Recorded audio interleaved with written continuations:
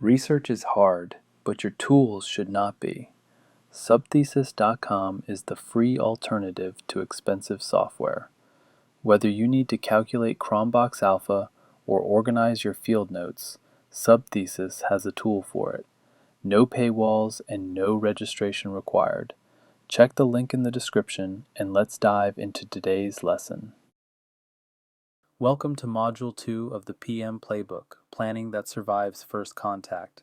Today we tackle the Work Breakdown Structure, or WBS. It's one of the most powerful planning tools in project management and also one of the most misunderstood.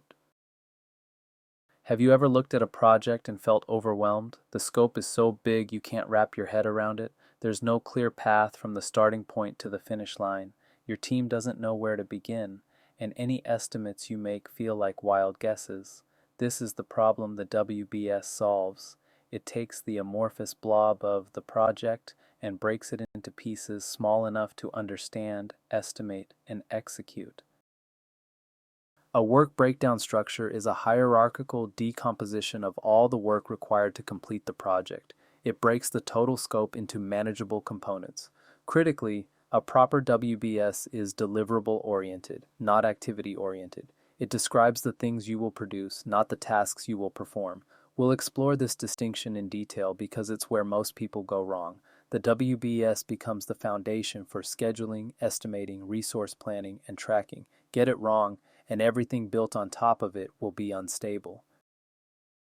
The fundamental principle of WBS construction is the 100% rule. The WBS must capture 100% of the project scope, not 95%, not 105%, exactly 100%. If work isn't captured in the WBS, it's not part of the project. This protects you from scope creep.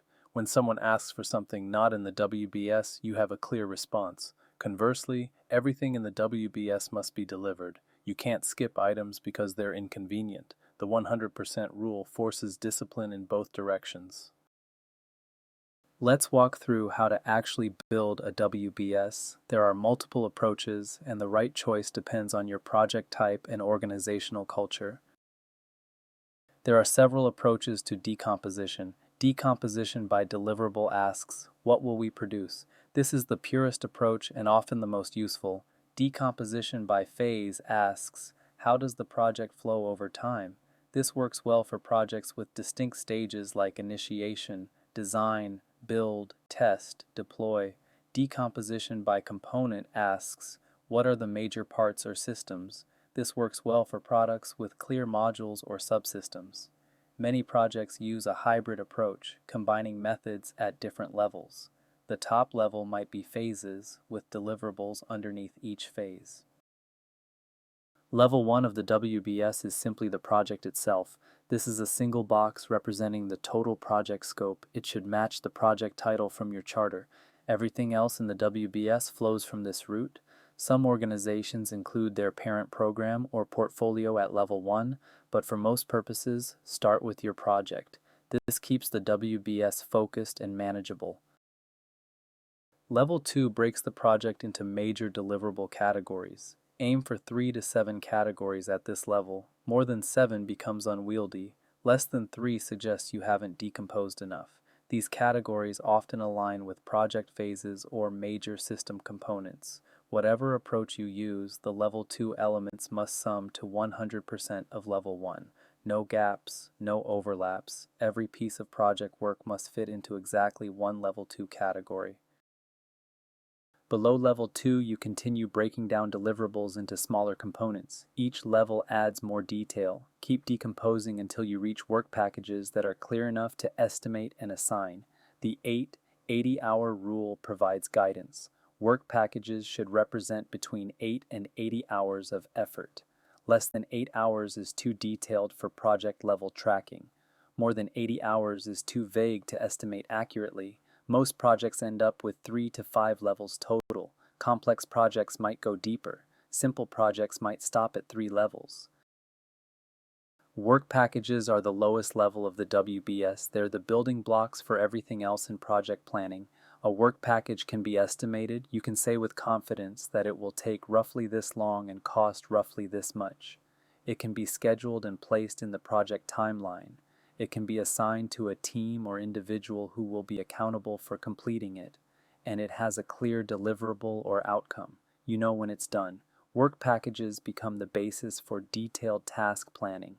Within each work package, you might define multiple tasks, but the WBS tracks at the work package level. Here's where many people go wrong. A WBS should describe deliverables, not activities. The wrong way, design the database, that's an activity. The right way, database design document, that's a deliverable. Focus on what you will produce, not what you will do. This distinction matters enormously. Deliverables are concrete and verifiable. Either the document exists or it doesn't. Activities are ambiguous. When is designing complete? Deliverable-oriented WBS elements make scope clear, estimates more accurate, and completion easier to verify. Every WBS element should have a unique identifier using hierarchical numbering. Level 1 is 1.0, which is the project itself. Level 2 elements are numbered 1.1, 1.2, 1.3, and so on. Level 3 elements under 1.1 would be 1, 1.1, 1, 1.2, 1, 1.3. This numbering system makes every element uniquely identifiable. You can reference Work Package 1.2.3.4 in status reports, cost tracking, and resource assignments without ambiguity. The WBS dictionary, which we'll discuss next, uses these numbers to provide additional detail about each element. The WBS diagram shows structure, but it doesn't show detail. That's what the WBS dictionary is for. The dictionary provides a detailed description of each WBS element, especially work packages. It includes the scope of the element, clarifying what's included and excluded. It names the owner who is accountable for completion. It lists dependencies on other elements, and it defines acceptance criteria that determine when the element is complete. The WBS dictionary becomes a reference document throughout the project. When there's confusion about what a work package includes, the dictionary provides the answer. Now that you understand the structure, let me share best practices for creating effective work breakdown structures. The best WBS is created collaboratively with the team. Those who will do the work should help define the work. They bring expertise that project managers often lack. A developer will identify work packages that a manager might miss. They bring different perspectives. What looks like one deliverable to you might actually be 3 distinct pieces. Involving the team builds ownership. People are more committed to plans they helped create. And collaborative WBS development improves estimate accuracy because the people estimating actually understand what's involved. Use nouns, not verbs, when naming WBS elements. This reinforces the deliverable focus we discussed earlier. Wrong, testing the system. That's a verb phrase describing an activity. Right, test results report. That's a noun describing a deliverable. Wrong, training users. Right, user training materials and trained users. Nouns create clarity. There's no ambiguity about what test results report means. There's plenty of ambiguity about when testing the system is complete. Rolling wave planning means detailing near-term work fully while leaving distant work at higher levels. For Phase 1, you might decompose to Level 4 or 5 with full work packages. For Phase 3, which won't start for 6 months, you might stop at Level 2. As the project progresses, you elaborate the distant phases into more detail. This is practical for long projects or projects with uncertainty. You don't waste time detailing work that might change, but you maintain enough structure to understand scope and create high-level estimates. Don't forget to include project management in your WBS. Project management work is real work that requires time and resources. Include deliverables like the project plan itself, status reports, steering committee presentations, phase gate reviews, and project closeout documentation.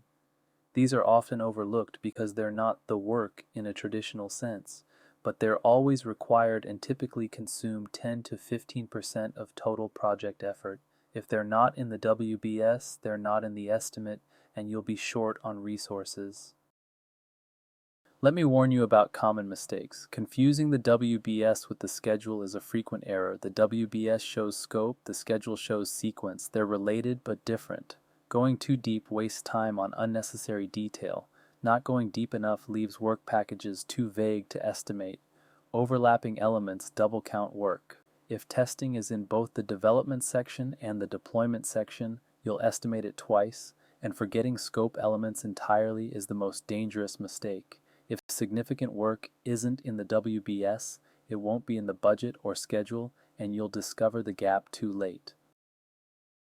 Before finalizing your WBS, validate it. Walk through the entire structure with key stakeholders. Do they see all the work they expect? Confirm that 100% of scope is captured. Look for gaps. Is anything missing? Look for overlaps. Is anything counted twice? Verify that work packages are estimable. Can you put a realistic effort estimate on each one? If a work package is too vague to estimate, it needs further decomposition. Validation catches problems early when they're cheap to fix. Once complete, the WBS becomes the foundation for everything else in project planning. Schedule development starts with work packages. You estimate duration for each one, identify dependencies, and build the timeline. Cost estimation starts with work packages. You estimate effort and cost for each one and roll up to the total. Work assignment uses work packages. Each one gets an owner accountable for delivery. Progress tracking uses work packages. You report status at the work package level and roll up for summary views. Everything connects back to the WBS. Let's practice. Think of a project you're familiar with. It could be a current project, a past project, or even a personal project. Sketch level 1, which is the project name, and level 2, which is the 3 to 7 major deliverable categories. Then pick one level 2 element and break it down another level or two. As you do this, check your work. Are you naming deliverables or activities? If you wrote design the interface, change it to interface design specifications. This simple exercise builds the muscle memory for creating effective work breakdown structures. Let's summarize. The work breakdown structure decomposes project scope into manageable pieces that can be estimated, scheduled, and tracked. The 100% rule ensures the WBS captures complete and accurate scope, nothing more, nothing less, and focusing on deliverables rather than activities creates clarity, nouns over verbs, things produced over tasks performed. Master the WBS and you've mastered the foundation of project planning. In our next lecture, we'll tackle one of the hardest challenges in project management, estimation. You'll learn how to create realistic estimates even when no one really knows how long things will take. We'll explore techniques for handling uncertainty and communicating estimates effectively to stakeholders. Thank you for joining me in this exploration of the work breakdown structure. The WBS isn't glamorous, but it's fundamental. Get it right and everything else becomes easier. I'll see you in the next lecture where we tackle estimation. Research is hard, but your tools should not be. Subthesis.com is the free alternative to expensive software. Whether you need to calculate Cronbach's alpha or organize your field notes, Subthesis has a tool for it. No paywalls and no registration required. Check the link in the description and let's dive into today's lesson.